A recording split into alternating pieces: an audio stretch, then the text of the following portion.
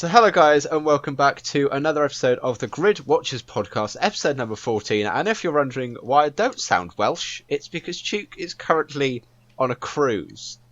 Yeah, lucky for some. Jack is also, I don't know, probably having some time to himself. So for the podcast this week, it's me and December. Hello. Yeah, this could go really well or it could go awfully. We could spend the next half an hour just ripping into Tuke, which to be fair, we probably will anyway, knowing that Red Bull will surely come up. So yeah, today we'll be reviewing the Hungarian Grand Prix, a race dubbed as Monaco without the barriers. And to be fair, I would argue it definitely did that. What do you reckon? Good thing Twitter was alive.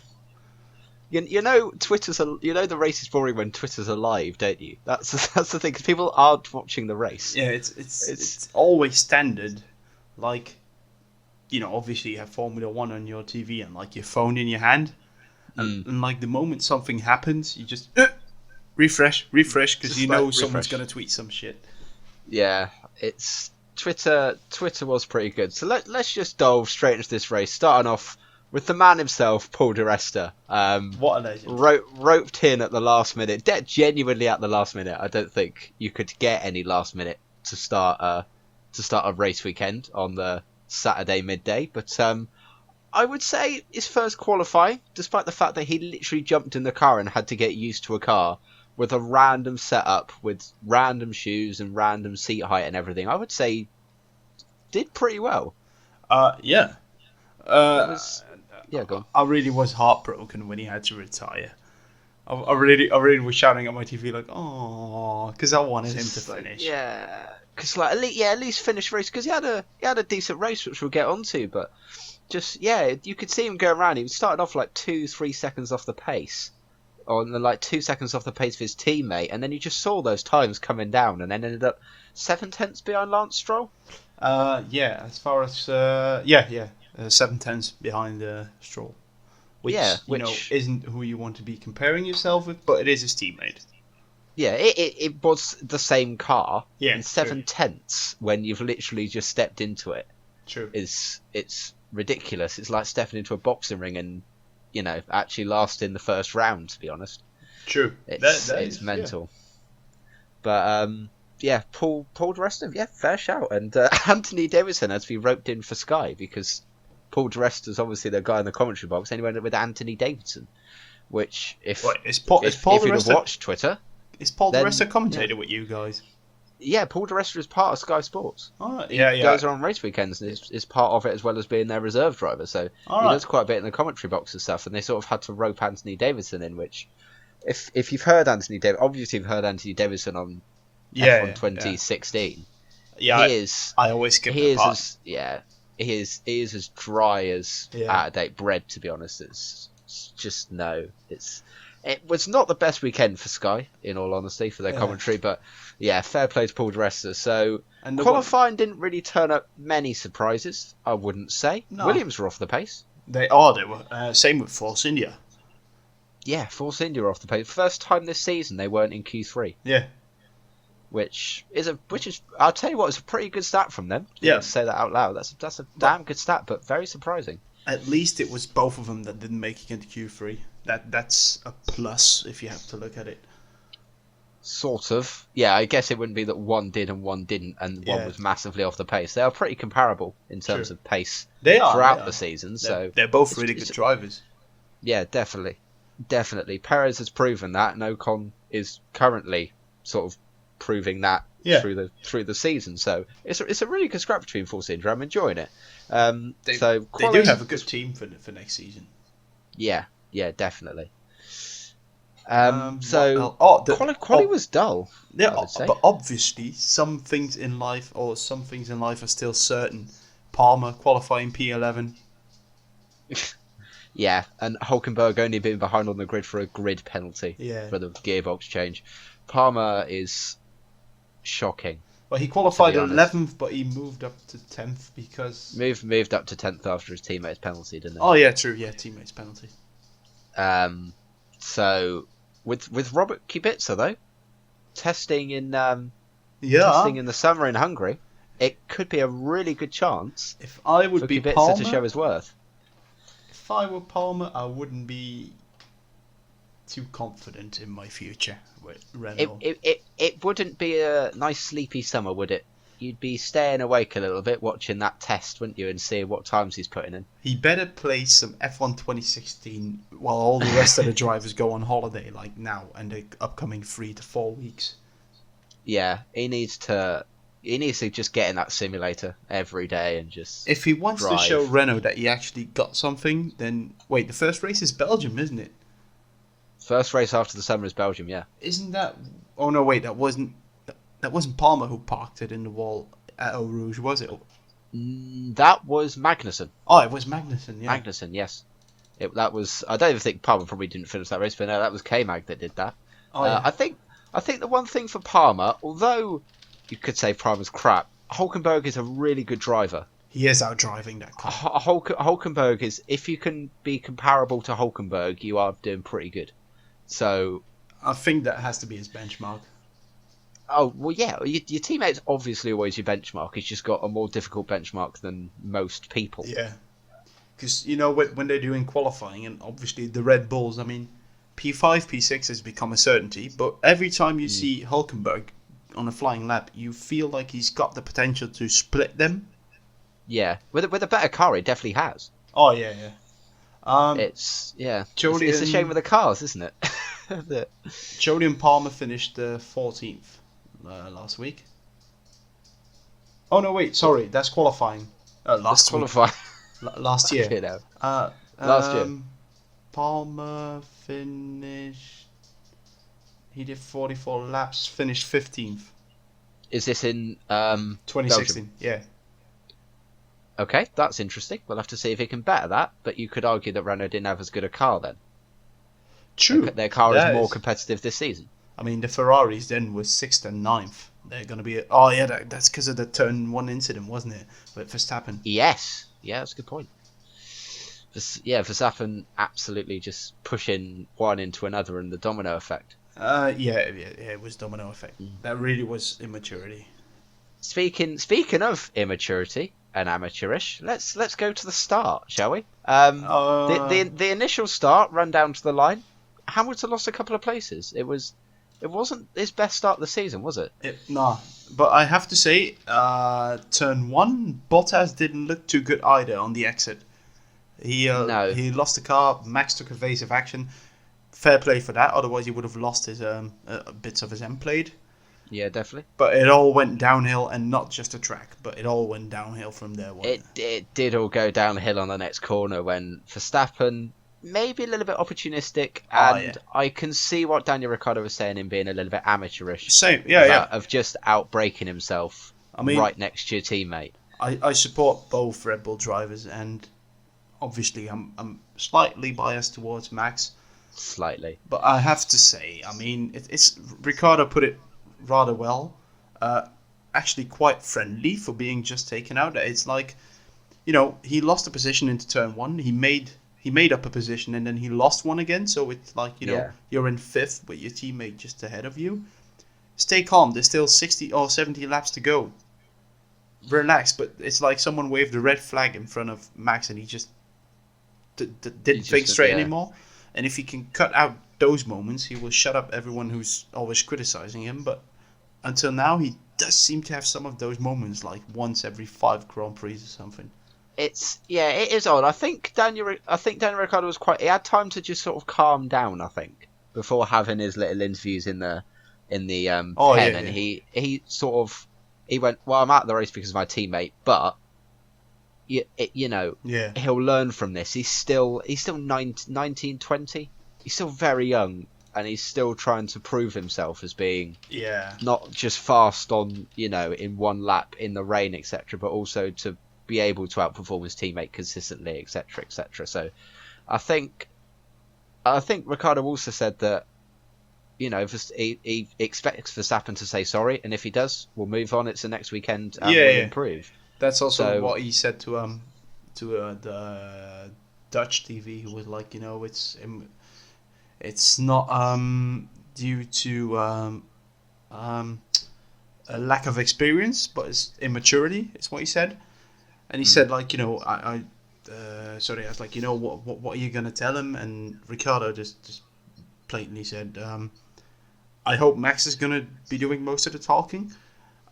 If he apologizes, then it's all fine. We can move on.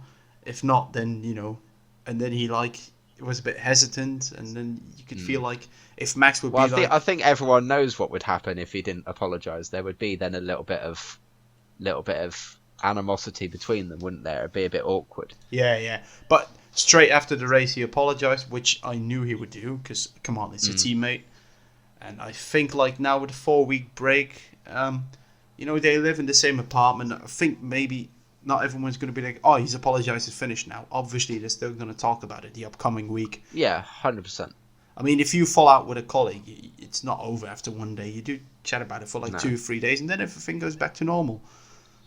But they'll sit down in the apartment, have some coffee, and just have a chat. It'll be fine. They'll play for F1 2016. True. And then boom, we're all good for Belgium. Yeah. That's why I like the Red Bull team chemistry, because Ricciardo's going to be like, dude, what the hell?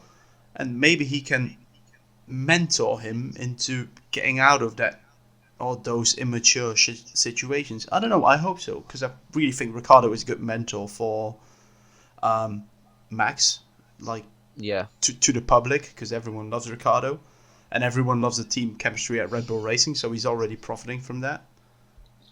It is definitely helpful that Ricciardo is someone you'd always want to have as your teammate, because you can have a very close working relationship with him, because he's just enjoyable to sort of be around, as the impression that you always get, and he's always smiling. It wasn't smiling in the press conference yesterday, Sunday, obviously, but I'm pretty sure after the race, after apologies and whatever, it was all smiles and him sitting him down maybe, and going, next time he said do it differently. He said to Ziggo, wait, I'm translating from Dutch to English now. Give me a second. There was no space to overtake, but he tried it anyway. I love racing. I love some competition. Oh yeah, I recall him saying it. I love racing. I love some competition, but there are no excuses, or there's no excuse for this. If he doesn't apologize, then we've got a big problem. That's what he said while the race was still, going on. Yeah, that was the same to what they said to British TV as well. Yeah, and then he tweeted 31st of July. Is that today? Yesterday. Oh, yeah. Yesterday, it'll go up, Yeah, yes. Yesterday was hard to take. You build up all day for those couple of hours of racing, then it's gone like that. Max apologized after the race, and we spoke one-on-one away from media or anyone. That's clever. That's clever. Don't get anyone else like team boss. Don't do anything in public. There's just no point, because it gets blown up out of proportion. It's good that even Christian Horner wasn't there. Yeah, no, that'd probably be helpful as well. And then it was 3 tweets, and he ended with a situation was handled, taken care of in the right way to move forward. Lights go out again in 4 weeks. The way we know Ricciardo, isn't it? Yeah, it's. Yeah, the fact that it all seems good. Yeah, so it's good. And moving on, we'll talk about the 10-second time penalty. I thought maybe a little bit harsh. I'm trying not to be too biased, but that 10 seconds was utter bullshit. I could see there would be something, because he's gone at the inside and just crashed into. Whether it's his teammate or not, he's gone at the inside and crashed into someone. I would say 5 seconds stop go. Or, just 5 No, because that's more of a penalty. No, because he did the 10 seconds. Yeah, but just at a pit stop. Yeah. Oh, 5 second stop go is coming in and not doing anything. Yeah, true. Yes. Then I mean just any 5 second penalty. I think 5 seconds. That's what K-Mag got for his incident, which we'll talk about later. That's the same Vettel got as well. That was also 5 seconds. No. Vettel in Baku. Or was that 10 seconds? That was a 10-second stop go. So that equated to about 35 seconds. Right, but that was actually worth it. Oh yeah, 100%. Let's compare some other thing. Bottas, beginning of the season, what was it? I can't remember what Grand Prix it was now. But yeah, he ran off one or two Grand Prix. He ran someone off deliberately, no penalties whatsoever. But fair enough, 10-second penalty. you lick your wounds. You're like, P5. If it wouldn't have been for the 10-second penalty, maybe podium would have been possible. Who knows? Maybe, but yeah, we saw in this race it's very difficult to overtake. So I think Verstappen would have been behind. He would have been Hamilton and behind Raikkonen. I think. Well, Hamilton did the undercut. Yeah, and would have ended up quite a bit ahead. Oh, so yeah. I think the gap was 14 seconds, I believe. But due to his, he probably, I don't know when. So he would have come up behind. I don't think personally it would have changed the result. Let us know in the comments if you think differently, if it would have changed the result, if they'd have changed the strategy. Do you reckon? That's what I think. Me, I don't think it would have made a difference. That late if he didn't have the 10-second penalty, because they were waiting for him to have a 34-second gap to Sainz. Oh yeah, no, that is true. That is a good point actually. I don't know what they would have done strategy wise, but it would have been more tense like the last 5 laps, and it wasn't too bad. Now, yeah, definitely five cars going into it, and but it would have been more interesting. The 10-second penalty, I think even Red Bull were like, we served it, and that's why I said to myself, and my girlfriend was watching as well. I was like, he's got the 10-second out of the way now. Now we can just focus on driving. 'Cause if not, you keep it in your head all the time. Like, oh, no matter how I finish, I'm gonna get 10-second penalty. Which is stupid. That's why it's always good to serve it on the pit stop if you have the possibility. Yeah. But then definitely race over P5 as if you don't feel bad enough for ramming off your teammate. They give you 2 points on your license. What are you doing, FIA? I don't think Max has got too many points on his license. Yeah, but still. Yeah, it is a little bit annoying. But we were just talking about Sainz, and Sainz got well and truly overruled by Fernando Alonso. Just what a move that was. Oh, that was beautiful. That was just pure class by Alonso. It was ridiculous. He made a mistake going in the first move, didn't he? Going very deep into turn 1, but then absolutely made up for it. Yeah. He ran round the outside. He ran a bit deep into turn 1, that's true, but I always love overtakes round the outside. It's just they're looking up the edge of the grip, and that looks so nice. Yeah, it's the edge of the racing line, and it's how well can you actually put that power down and everything. And it was I was watching that and I was like, oh my god. Obviously, everyone could probably tell I'm a little bit happier in this podcast after this week's results, but it was just an amazing move. McLarens were generally on the pace all weekend, as we'll move on to that later when we look at all the teams, but they were looking clean as well. You can tell Van Dorn is getting more comfortable. He's still a bit off Alonso, but you can tell he's if we look back to qualifying, he qualified. Van Dorn in Q2 out-qualified Alonso. True, that is true. I think Q2 or Q1, it was one of them. But he out-qualified him, putting a faster lap. So Van Dorn's definitely got his pace. And the fact that he's matching Alonso, even half the time, I would definitely say is a result. I've got the race results and also the average miles an hour they got. And okay. Let's have a look. Right, so you got the Red Bulls and Ferraris, Mercedes 184. Hamilton 183.9, so that's 184, 183.9 from Verstappen. Then you got Alonso 182.2, and then it's close, isn't it? Yeah, and then the Toro Rosso 181.4. So big difference. As space is concerned, they were really on it.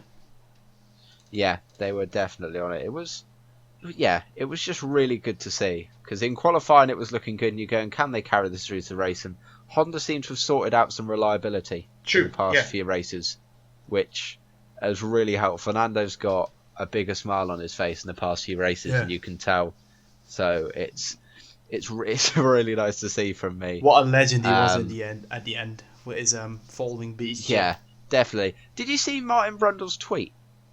Oh, for God. Oh, and Jenson Button's reply was beautiful. Yeah, Jenson Button's reply was legendary, but I don't think the tweet was... He should have tweeted it anyway, because why? What is wrong with Fernando Alonso sitting there, making a little bit of a fun, having a little bit of a joke? Because it was great publicity that McLaren Honda got this result, got the fastest lap of the race as well. Let's not forget, fastest lap of the race at the end.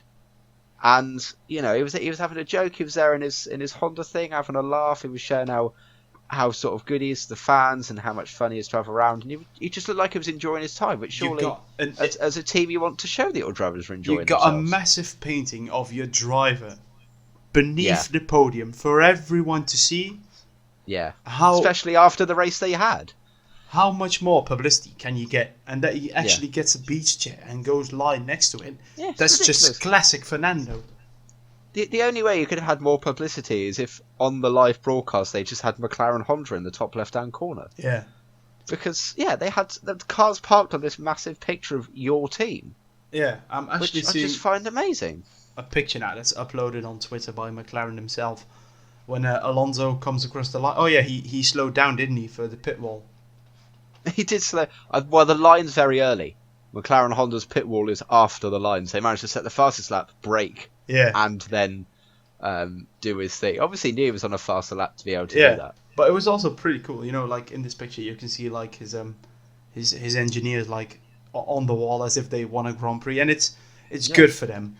And also, they are now. McLaren is like doing something with world's fastest gamer and everything. Yeah. Shout out to Harry Jacks, definitely. Oh yeah, it's true. Yeah, it was the first one in. I don't know if because I was looking on the thing and there was 6 people that got through because of their racing experience and what they've achieved, and there were 4 that went through thanks to qualifying. All right. So I think Nova was given it because of his 5 AOR titles. Yeah. In 5 seasons, which, to be fair, I would argue you can't really get better than that, because I would argue that AOR is the pinnacle of league racing, especially on console. Yeah. But shout out to Harry Jacks, definitely. There was another one that got through the other week, but I didn't really see much of him. But I'm actually excited to see how much, how this helps, because if it works, McLaren have got a huge head start on the other teams that want to do the same thing as well. Yeah, that actually is true. But also, and it's pure psychologic now, since they got that world's fastest gamer livery near the cockpit, they haven't had any reliability issues, so let's just call it superstition. I call it superstition. It was Harry also got a little bit of a ribbon on Twitter for his interview with Ted Kravitz on Sky as well. that was a little bit savage, but we'll move on. We'll move on to the last 10 laps with the 2 Ferraris and the 2 Mercs having their little showdown and everything that went with that. Vettel having his wheel issues, I think, quite early on into the race, and then they got worse, and that then backed Kimi up into Bottas, into Hamilton, and then everything just unfolded from there, didn't it? True. Like, when I'm in a straight, my wheel pulls a bit to the left, and then the Dutch commentator went like, let's have some onboard footage and see how bad it really is. And as if they knew, they obviously, and it was awful. Yeah. Obviously, the moment team radio like that comes on, they're like, oh, let's cut to the inboard. And you're like, let's cut to it. He's in a corner, he's in a straight line. What the bloody hell is that? If my car... He's turning into the straight. If my car would pull to the left like that, I wouldn't even drive it anymore. It was actually quite bad. And the fact that Vettel was, especially towards the end of those 10 laps, was actually able to gain his pace back a little bit. Yeah, I think is pretty much credit to him. But so should we start with Raikkonen's little voice messages going, "Can you please let me pass Sebastian?" And Ferrari going, "We're looking into it," and then never got back to him. Yeah, which I think was a risky move. We're looking into it is like, you send a message or what is it, a Snapchat or whatever, and it goes seen. Yeah, seen. They open it, but they haven't responded to it. All going, oh yeah, I'll think about it. It's like you're never ever going to hear about that again, are you? Yeah, I understand Kimi, because obviously, I don't know, if Vettel says something to the pit wall, I don't think Raikkonen hears it, does he? No, he doesn't know. That would be hella interesting, by the way. But that's for another podcast. Yeah. But maybe Raikkonen knew of Vettel's trouble and he was like, let's not back me up any further, let me go for it. Although on the other hand, if they would have switched Raikkonen with Vettel, Hamilton has the pace and Vettel had a wonky steering, it could have ruined a 1-2 and made it a 1-3. I think that maybe that was the strategy, I'm not sure. Maybe, but then you could have gone, well, Hamilton needed to overtake Raikkonen because Raikkonen was being held up, and then he'd have had that chance on Vettel anyway. That was the issue. But I think if Kimi would have overtaken Vettel, they would have guaranteed the race win, because I think Kimi would have been able to get away and be absolutely fine. But it was quite. I don't think there is a correct answer, because it's very difficult to say in hindsight, isn't it? But in hindsight, well, of course they were right to not let Kimi overtake, but it's difficult. So I don't think there's a right or wrong, and I think Ferrari did what was in the best interest of the drivers and the team. But in terms of Mercedes, it was a very different scenario. Yeah, I always feel, I don't know, something inside of me always feels bad for Bottas.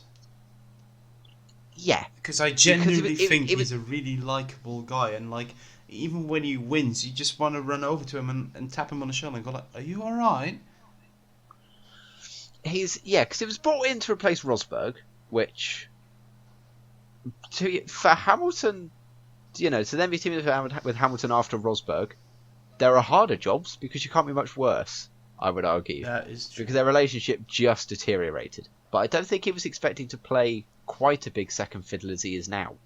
It's a bit. He's almost like a rear gunner, a wingman in that sort of sense. But I think you can tell that Hamilton respects Bottas way more than he did to Rosberg. Because can you imagine Hamilton doing that to Rosberg in any of their 3 seasons together? No, 3-4 seasons, whatever. I have to say, he would never have done that.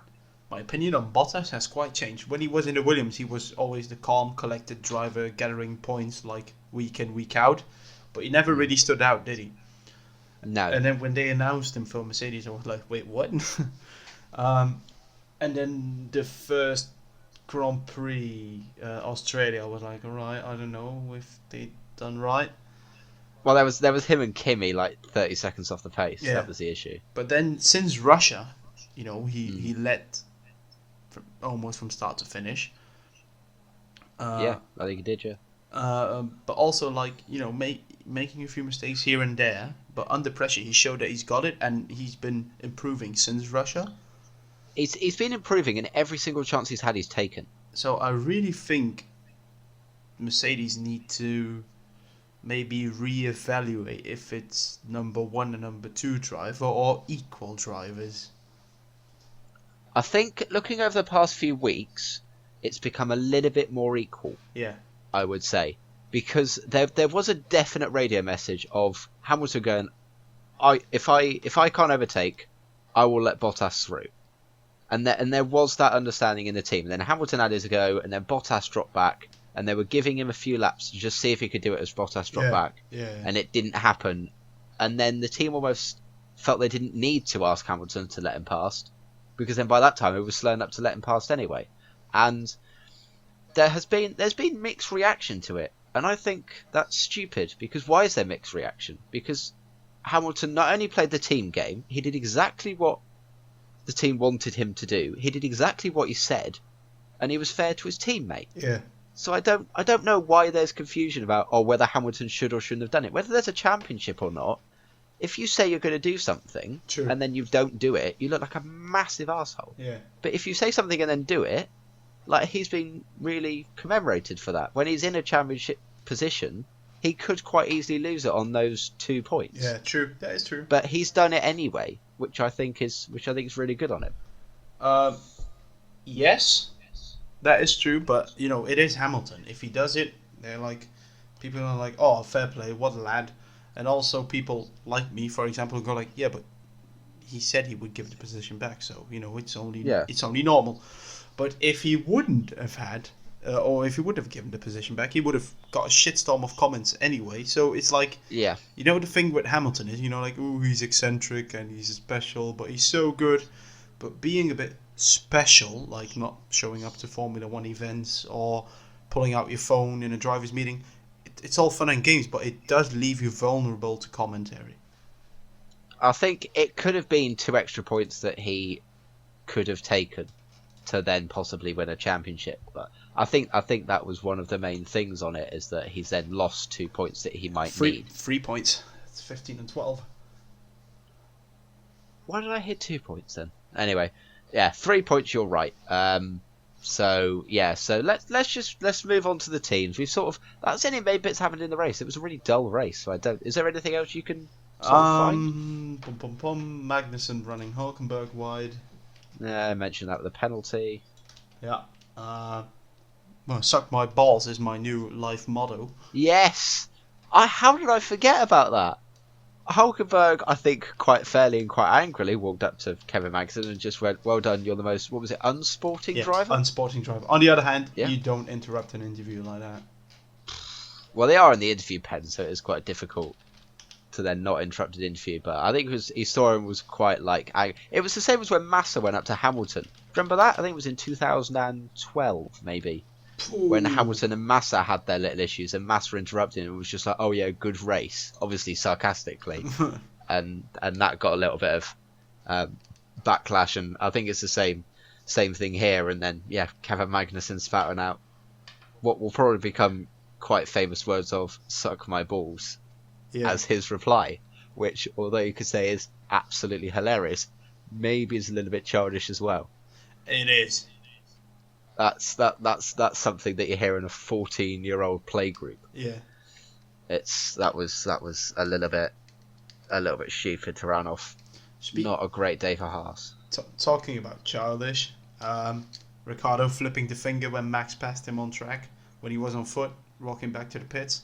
That's also a bit childish. I actually didn't see that. Okay, I didn't see that. Right, let me look at it. Obviously. Yeah, so he flipped him the finger. I mean, I get it that you're...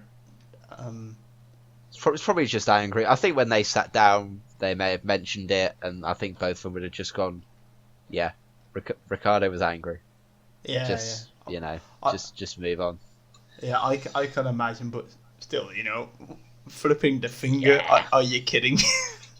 Yeah, no, I 100% agree that is a little bit, maybe pushing what you can do, especially to teammate as well. Yeah. The fact that he at that point knew it was his teammate. The amount of people jumping on the Verstappen hate bandwagon was ridiculous.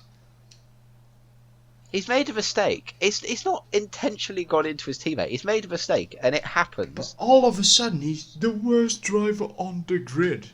Demote him. Get Sainz in the Red Bull. Oh yeah, Sainz. I saw that, and it's like, oh, do you want to do another swap with Danny Kvyat? Danny Kvyat, who's got more penalty points than he has points. But yeah, Kvyat as well. But also, calm down. Get Sainz in. Oh, I'm sorry. Are we forgetting? What was it? Bahrain. Bahrain. Oh my god, that pronunciation was the worst ever, wasn't it? Bahrain. It's almost like Qatar, as the Americans say, Qatar, because it's pronounced Qatar. Qatar. Anyway, let's not do this anymore. No, but I mean, even like some big YouTubers, I'm not calling any names, but like, oh, the torpedo swapping with signs. I'm like, what are you even chatting about? You know jack shit about it. Yeah. Verstappen's, I think, doing a good job. I don't think you can argue that, to be honest. Because I would say he's been outperforming Daniel Ricciardo. Despite, obviously, the points not showing that, I could argue that he's been outshowing him. Yeah, true.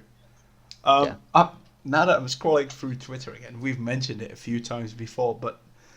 Twitter was lit. It's as simple as that. But I know the I race use the word teams lit, as well. Yeah. I want to meet the guy who's in charge of Renault Sport. Race teams are incredible. It's mainly Renault... Force India and McLaren and Mercedes. But and Mercedes as well. In Mercedes, you always get a small hint of German. I think tweets. there's also a small hint of we can watch you down there on the grid. Like Renault tweeted out, "Hey, at Mercedes AMG F1, how are things?" And then some cats mimicking like a call center. And then Mercedes goes, "We'll get back to you," and it's the monkey with the laptop shoving it off. I do. Whenever I see that there's like a long conversation, I'm like, okay, let's just read this. It is great. They're multi-million-dollar companies, and they use memes and gifs. I mean, amazing. It is amazing. Now that we're on Mercedes and the radio failure, can it happen like every Grand Prix? But when Hamilton then came on, there was like a whole... You know when you've been out of Wi-Fi range for like a day? Yeah. And you just go, this... And you just go, I've got to message these people this. Yeah. So I'll just type them as I go. and then one person gets like 8 messages. Yeah, true. It was like that, where it was just like this, and this. And then they were just like, I don't know what to reply to. So just reply to all of them in turn. But also, was... like, for people like who are not pro Hamilton, let's call it that. Yeah, that's sometimes you.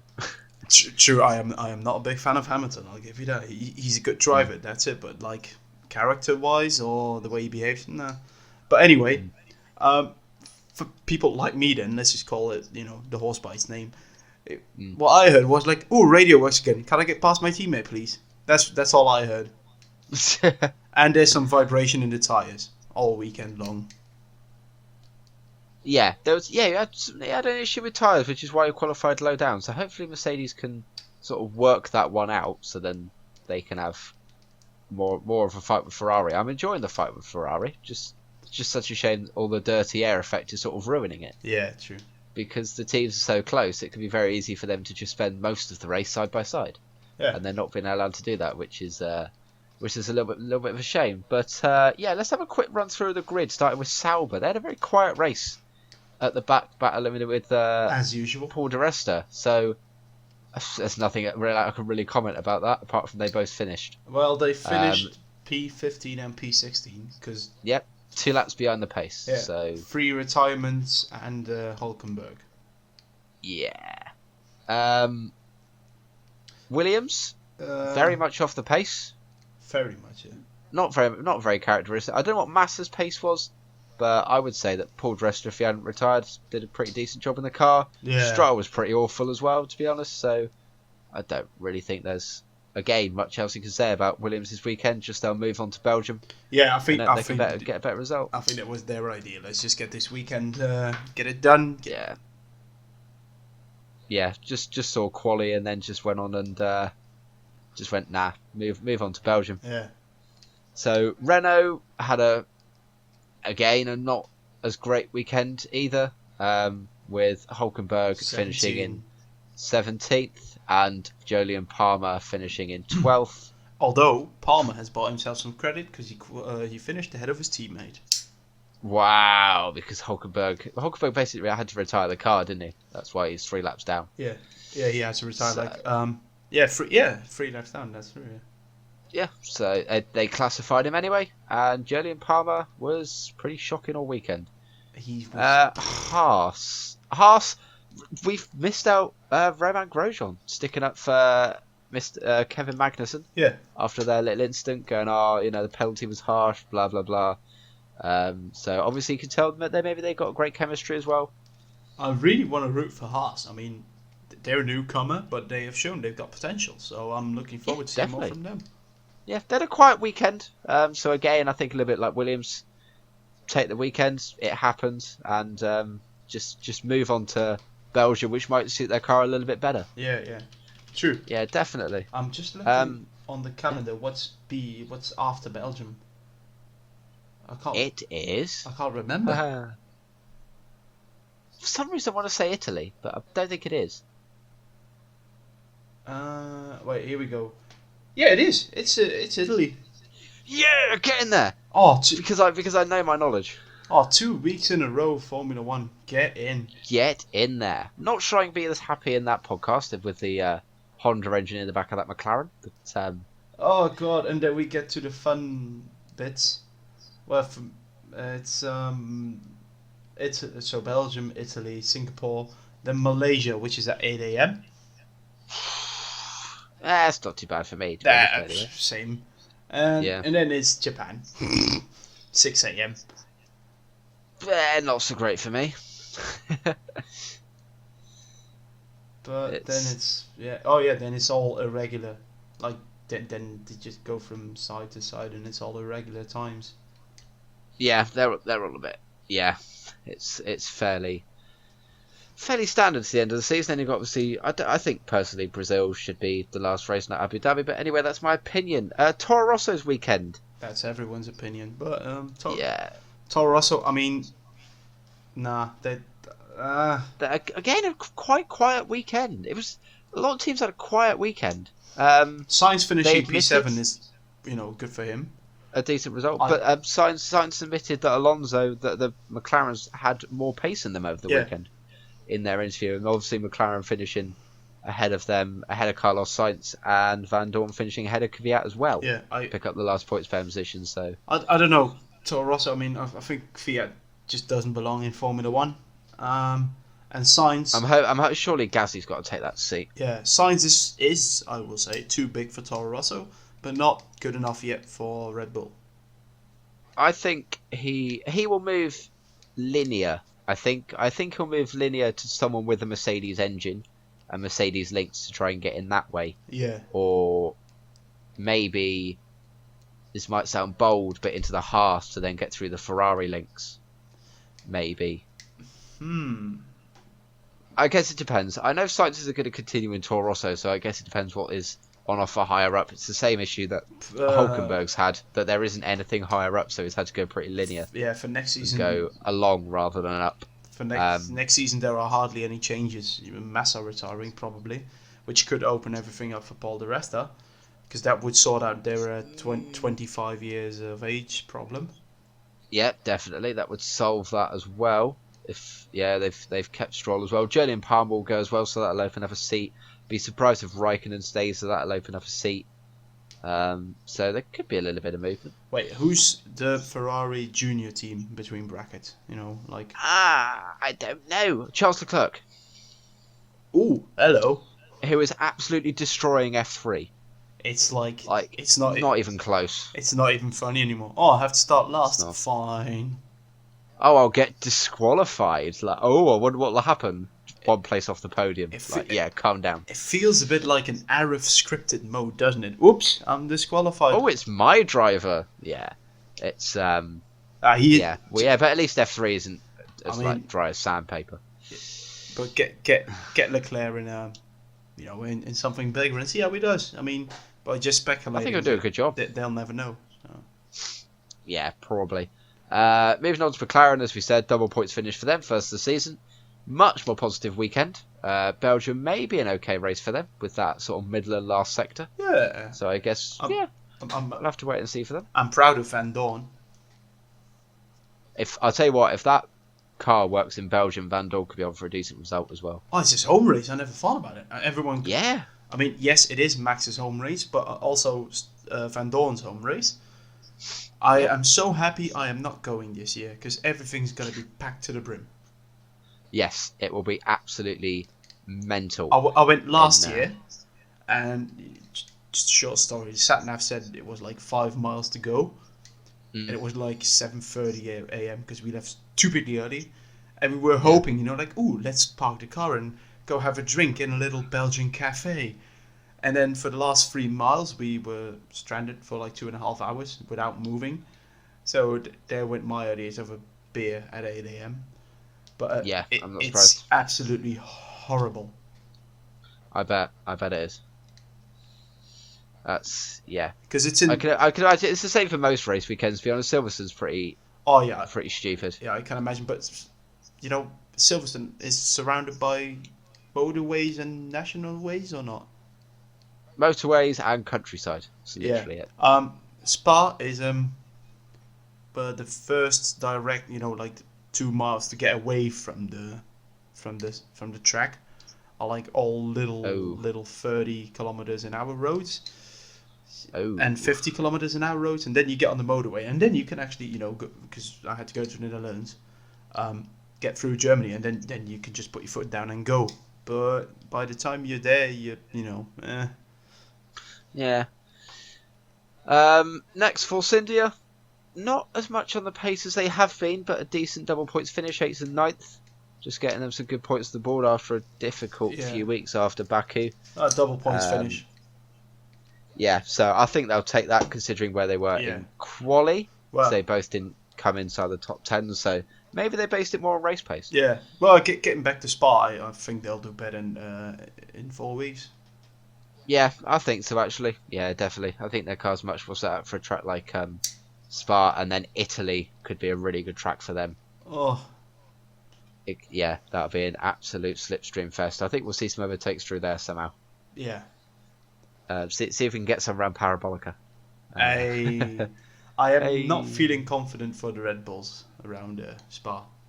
Yeah, I don't know. I actually have no idea how Red Bull will do. I guess we'll have to wait and see if they get. They may have an engine upgrade. I don't know. I think they're due one. Oh yeah. So over 4 weeks, you'd maybe hope that they could get something. I know it's supposed to be shut down, but they've really shut down though. Let's be honest. I will be keeping a close eye. On the free practices. Yeah, same actually. I don't usually, but I might do this time. Moving on to Red Bull, their day. Well, I think we discussed their day. To be honest, Max finishing 5th. Maybe could have had a better result, but I think that's left up to opinions. And then obviously Daniel Ricciardo having a retirement, so I'm pretty sure you want me to move on from Red Bull, don't you? Yeah, I think we said it all. Well, and then you got it's the same top 6, isn't it? Ferrari, Mercedes, Red Bull. Yeah. Mercedes, obviously not their best weekend. The fact that they didn't get a 1-2, which to be fair for Mercedes is probably a disappointing weekend, you'd argue, for them. Yeah, but pretty much standard weekend. I mean, yes, they were a bit off the pace, but it's not a sprint. It's a whole championship. Yeah, definitely, and Mercedes are definitely there. Hamilton's definitely there. So that's exactly where they want to be. Bottas is still in the championship fight there, which will please Mercedes, I think. That they do have the chance to have 2 cars in that championship fight, whereas Ferrari will have 1. Yeah. So make it more interesting, and then obviously Ferrari having an absolutely perfect weekend. 1-2 in quali, 1-2 in the race. Absolutely perfect for them. Yeah, true.